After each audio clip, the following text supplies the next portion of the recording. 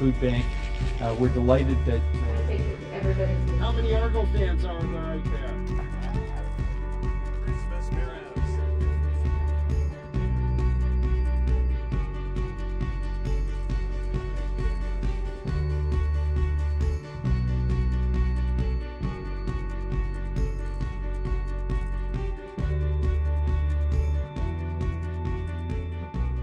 Welcome to Your Orangeville. I'm Mayor Rob Adams, and I'm delighted to welcome you here today. There are a lot of things really exciting happening in Orangeville. This is our sesquicentennial year as we celebrate our 150th birthday, and the energy is starting to rise in the community. But if you think back for a minute, back in 1867 when they built the town hall, with the Opera House, the council chambers, and the market that was originally there were only a couple hundred people in the town. The people who built it at that time weren't thinking about the community as it was, but rather they were dreaming of what the community would be one day. And that's the kind of approach we're taking in building our Orangeville. And with your help, we're making a big difference in celebrating this 150 years of our success as a community and looking forward to the future. Today, we're going to examine all the neat things about Orangeville, why people are attracted to the community, why it's such a safe place for people to raise a family, and why people love Orangeville so much. And one of the topics that we're going to cover is around economic development. A lot of people ask me, what's happening with industry and business in town? How do we measure up against the rest of the province? What things are happening as far as economic development, and what does the town actually do? So today we're going to answer those questions for you, and I have two experts I've brought in to help us answer those questions. They are real experts in economic development. I'd like to welcome Nancy Tuckett, who's our Director of Planning, Economic Development and Innovation, and Ruth Phillips, who is our Manager of Economic Development and formerly the Coordinator for the Small Business Enterprise Center. So welcome today to both of you. I'm glad to have you here. Thanks. Yeah. Now, I wanted to just touch a little bit on some things around economic development, and maybe we could jump into it right away. The first thing I wanted to do is bring up a slide that tells a little bit about the community and some of the stuff we might sell people on. So Orangeville's population, if we take a look at the chart on Orangeville's population, you can see that based on the age groups, we have a very even split on age groups around the town, which is really positive. Compared to the provincial average, which is about 40 years of age as the average, we're a little younger at kind of 36, 37, so we're a young community. As well, there's an education chart that shows a little bit about our community. And that one actually shows the green piece of the pie, as well as the blue piece shows we have a very educated workforce here available. And that's a real positive for industries that might be wanting to locate in Orangeville. If we can jump ahead to the next slide, it tells a little bit about Orangeville's businesses by size. And if you look at the pinky kind of salmon color, you take the blue piece, you add in the green piece, and the red piece. Those pieces together represent businesses with less than 20 employees. And that's actually 87% of our workforce, which actually mirrors the provincial average. So we're really bang on what the provincial numbers are with this. And so really, what does that say to us about the kind of businesses we have in our community? Well, I think it's reflective of the province of Ontario, and that small business is certainly a major economic driver in the community, as it is in the province as a whole. 56% of the businesses in Orangeville, just like the province of Ontario, operate as independent operators, sole proprietors, businesses that are one-man operations who aren't necessarily employing any staff, but are contracting out services, are buying goods and services locally, and feeding our local economy as well. Well, that's great, Ruth. It's good to know that we're right at the provincial standard. And maybe if we can go to the next slide, it shows businesses established between 2009 and 2013. And in the past 5 years, there have been 173 new businesses established. 49 of them have been in the industrial sector or industrial zone. And in addition, there are 300 new businesses as home-based businesses. So on the map that we see here, the green are all the new industrial businesses and the orange are the commercial. So Orangeville has really had very good growth, which is surprising. In fact, it looks like it's well ahead of the provincial average by about 5%. Yeah. So we'll be back in just a few minutes with Your Orangeville on Rogers TV.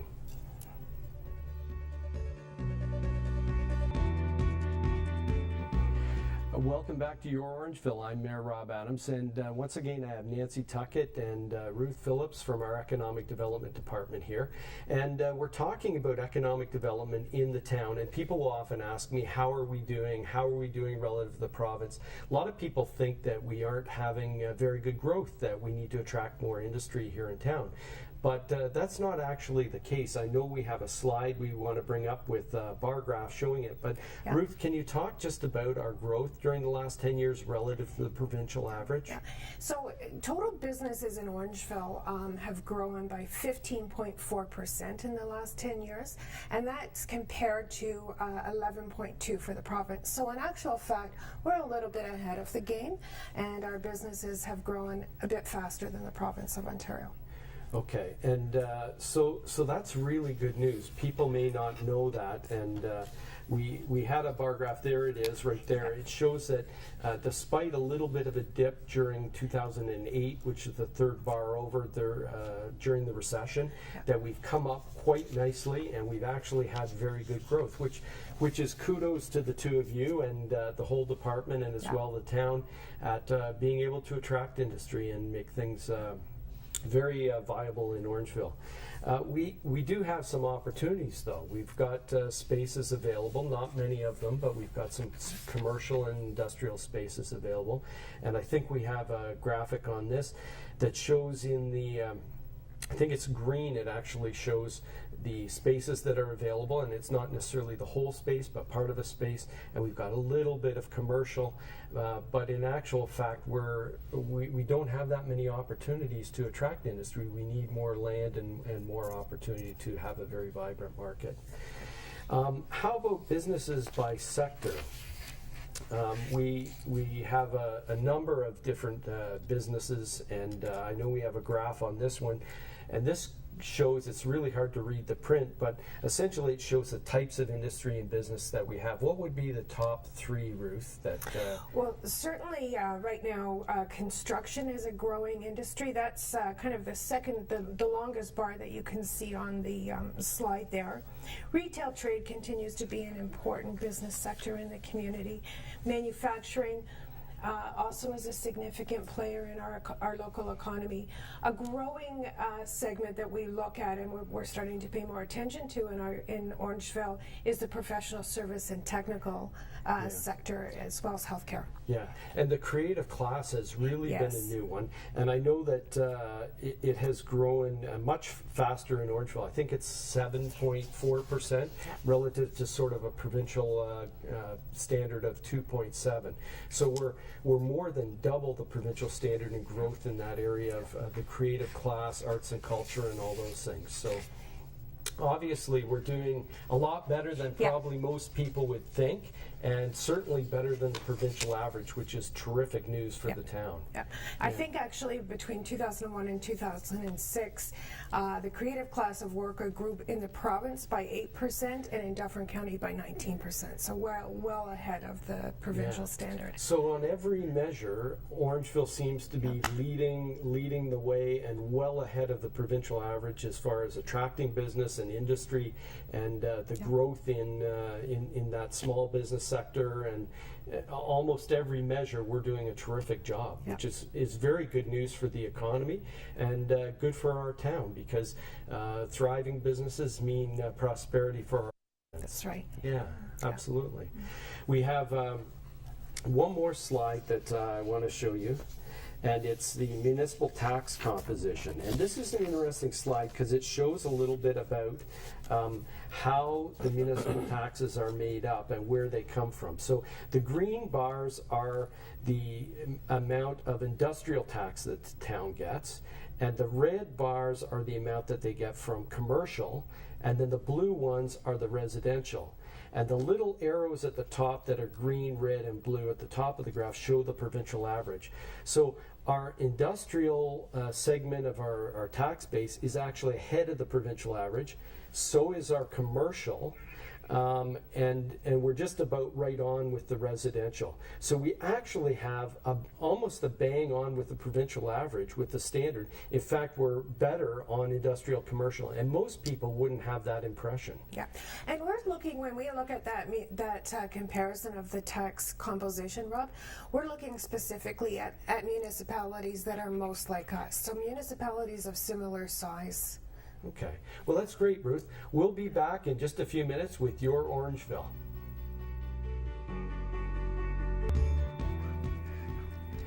Welcome back to Your Orangeville, and I'm delighted to talk to our two guests.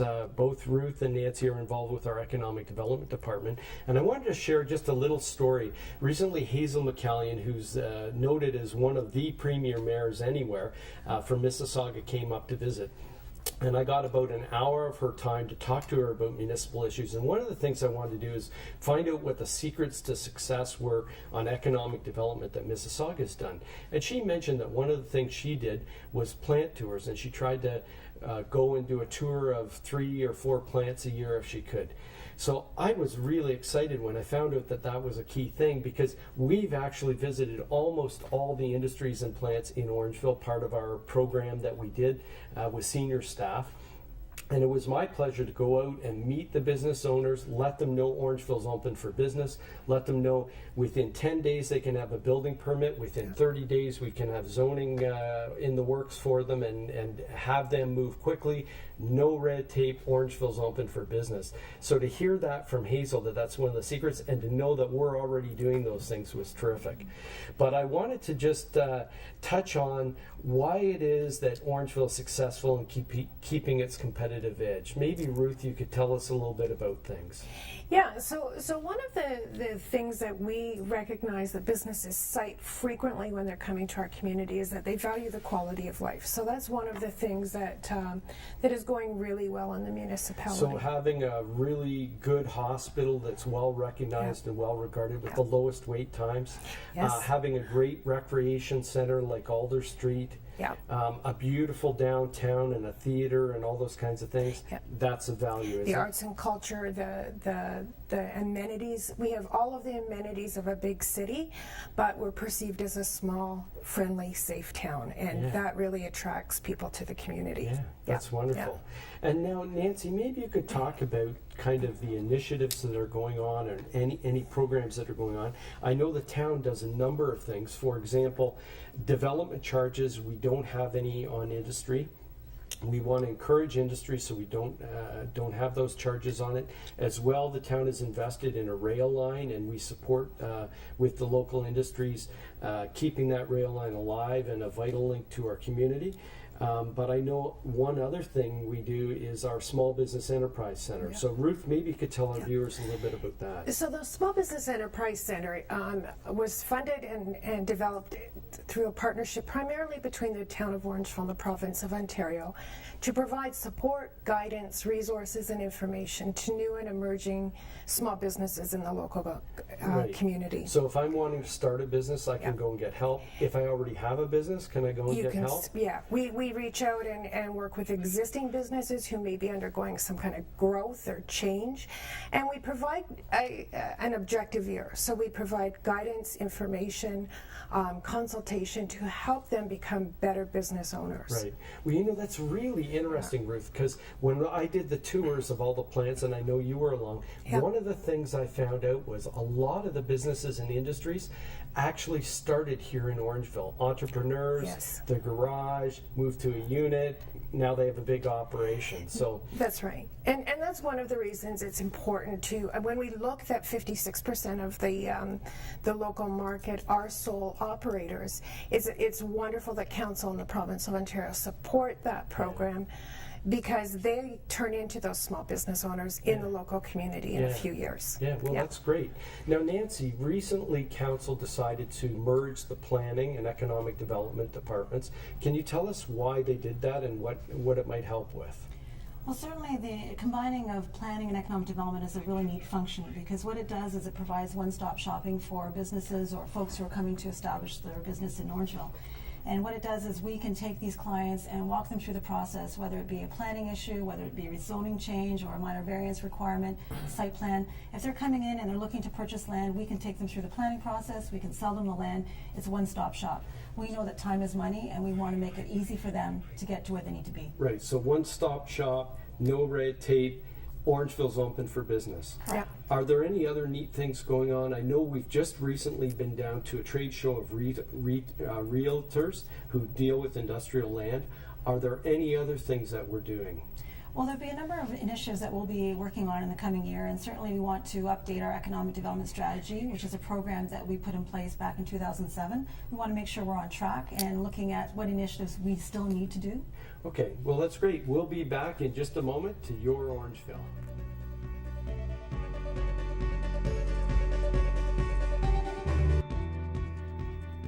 Welcome back to Your Orangeville. I'm Mayor Rob Adams, and we're talking about economic development. So far, we've learned that we're actually ahead of the provincial standard on attracting business and industry to the community, that compared to the tax composition of most municipalities, we're way ahead. And that some of the secrets to it are cutting the red tape, making sure we can deliver quickly, operating like a business. That's really good to hear. As a businessman, I'm excited to hear town staff talking about us operating like a business and being very responsive to the customer's needs. I think that's terrific. And so we've had a lot of great success. And looking forward, it looks like Orangeville is going to continue to be very successful. But let's take a look at some of the industries that have really thrived in our community. The first one is Woolwich, and Woolwich Dairy has been very successful. They're actually the largest goat cheese manufacturer in North America, and they're right here in our community. They started, as we were talking about, a home-based business that grew and grew and grew, and now they're doing just amazing things. Maybe you can add a little bit about some of the things they've had going on recently. Well, I think Woolwich, as an example, did start as a home-based venture, relocated to Orangeville, has since expanded, I think, twice or three times. I know recently they just underwent another expansion, and have grown actually into an international company with locations in the U.S. as well. So as one of our first major food manufacturers, it's pretty exciting to see how successful they've become. Yeah, well, I'm very proud that here in Orangeville, and no matter where I go, I ask for Woolwich goat cheese, because we have to support our local business people, entrepreneurs, and their staff. And they employ quite a few people in the community, as well as others around who do produce the goat milk as well, so it's helping the whole economy. And another one that we have is Pinehurst, and I think we have a picture of Pinehurst. Now, people may remember the old Johnson Controls facility, and Johnson Controls retracted as there was kind of a North American retraction in the automotive department. And when these people approached us, they were interested in coming to Orangeville. They thought it was a great community to locate. And they had some complicated things that they needed to do. And so what we did, we worked with them to make the deal happen for them so that we could make it work. And we actually, as a town, ended up purchasing a piece of property from them that helped them be able to afford to move into the facility. But it also gave us a great opportunity to market that particular piece of property. So a win-win all around. And now how many people are employed there? I think it's 150. 150 people. And in a 150,000 square foot facility.